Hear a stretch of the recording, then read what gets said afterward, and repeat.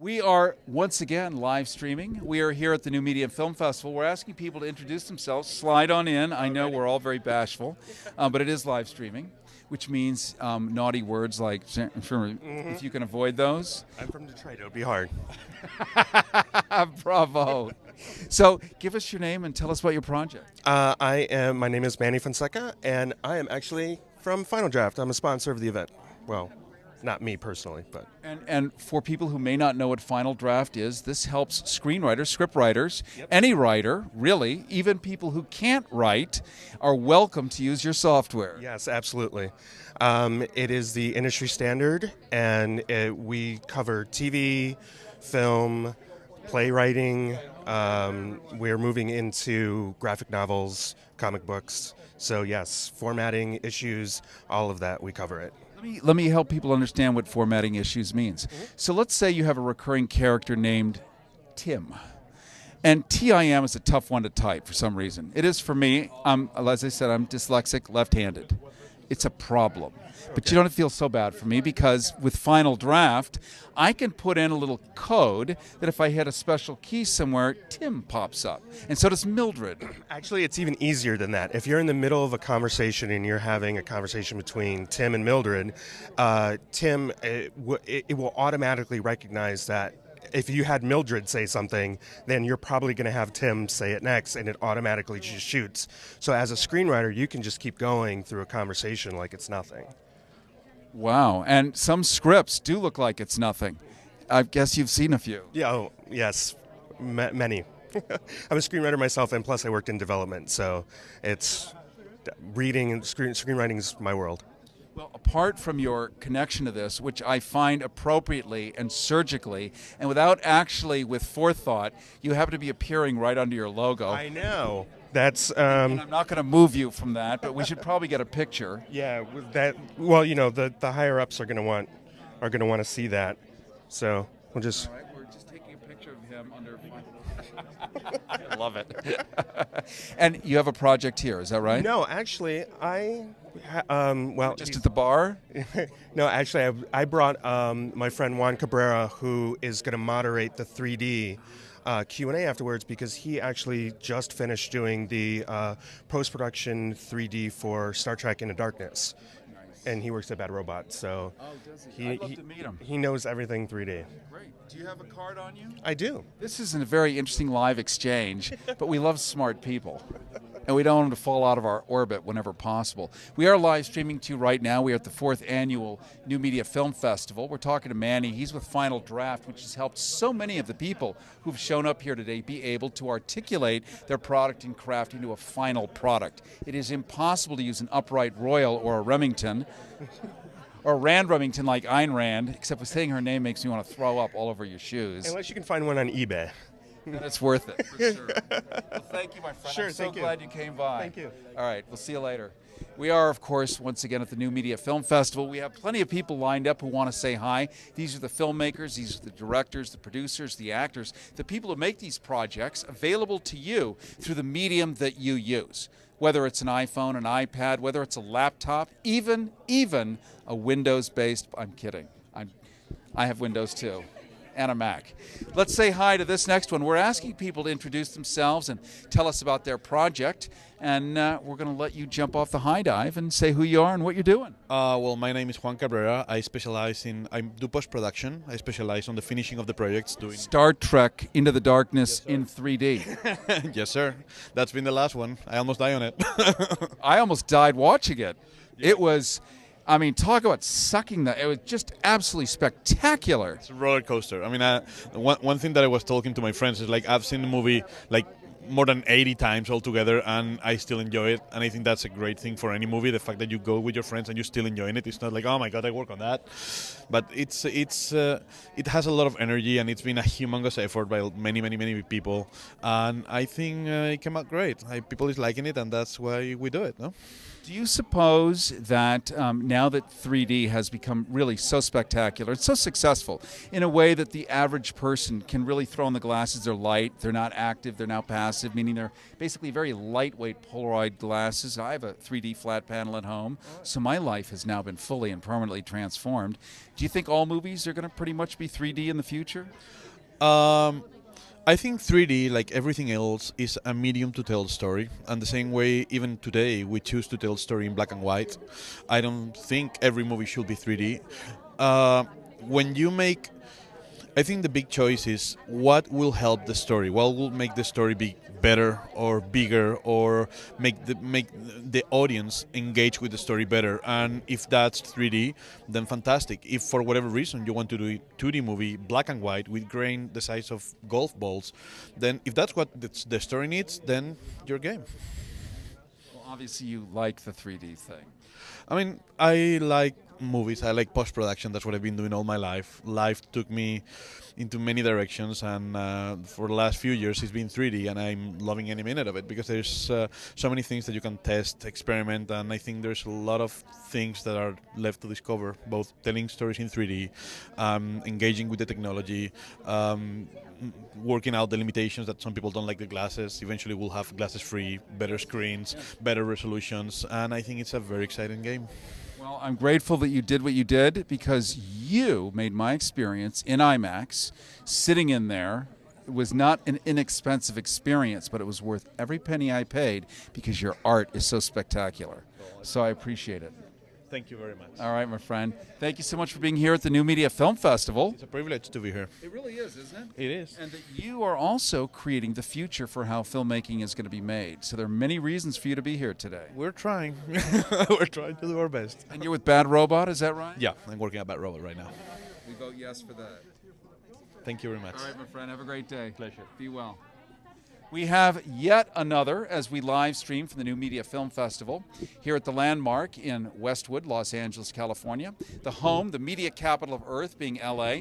And this lady here, as we continue to ask people to introduce themselves to our live audience and tell us a little bit about the project you're involved in. My name is Angeline Rose Troy, and I'm an actress and a producer, and I make a little cameo in Amanda Aliash's film, The Gun, the Cake, and the Butterfly. And we talked earlier with her. She was the blonde lady with the son who sings opera. Yeah, he is incredible. I was blown away by him. He's going to actually be performing here tonight, so I'm excited to see that. Now, was this a true story? It sounded like her son was trying to kill her to get the money. Was this a true story, or? There's, I can't discuss that. I understand. So what kind of stuff did you get to do as a producer, a modern producer in new media?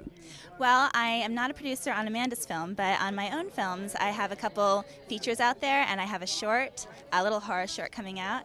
And it's really fun being involved and sort of seeing how everything comes together. You feel, very connected to the project. And it's good, clean fun? Sometimes. All right, that's what we want to hear. Well, congratulations. Thank you so much for being here at the 4th Annual New Media Film Festival. Cary Harrison here with you. We are live streaming, as you know. I want to acknowledge John Vogt, who's on camera here. He is one of the true, real-deal Hollywood guys who's made all kinds of movies, run thousands of television shows and all of that. And he's a smart guy because he realizes also that the future is new media. So he's shown up and lent hours, days, months, years of his incredible expertise to help bring this thing to you live. So that's the good news. It's not just a bunch of us geeks here and there. There's a lot of stable, real people, too, who see the future and want to make sure that these stories get told. So I want to acknowledge him. And behind him, running the switcher, the new 8-camera switcher, and I forget his name. What is it? Dan Howes. And Dan is pretending not to hear. Now he's waving. It's amazing. It is like the old analog way. They still wave. They still do. So we're just doing that. Here comes yet another person on the red carpet. They're lined up, and everyone is being so well behaved, and they wait for the cue to come on over and be introduced. And because we are live streaming, we're asking everyone to give their first name, or actually second name, and third and fourth name if you have it, and suffix, and tell us about the project you're working with. My name is Amelie Laureson. I'm from Denmark, and I'm working on a project, well, like this film, you mean? It's about a brother and a sister and their relationship, like friendship over family, some sort, like, even though they're family, they're still friends. And there are some other like issues going on, but that would be kind of like telling about the twists, and I don't want to do that. So, You know, we Americans speak one language, American, and it's mind-numbing when we hear people from other parts of the world who speak English as well as we do. And we wonder, well, how come we don't, like, how many of Americans speak Danish? I mean, I'm sure there are some, but it must be very hard for us, I would think. I would think so. Yeah, I don't think there's that many. I mean, Danish is a really hard language to learn. So if you could speak Danish, I would be kind of like surprised and kind of impressed. Ich kann Deutsch reden. Ah, you speak German. Speak German. And some Schweizerdeutsch.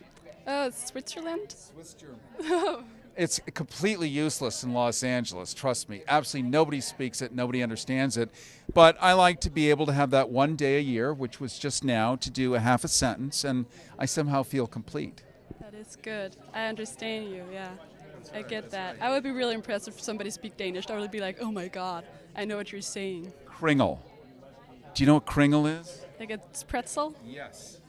It is the single greatest invention of the Danes. It is a huge pretzel about this big, and it's filled with almond paste and some kind of jam.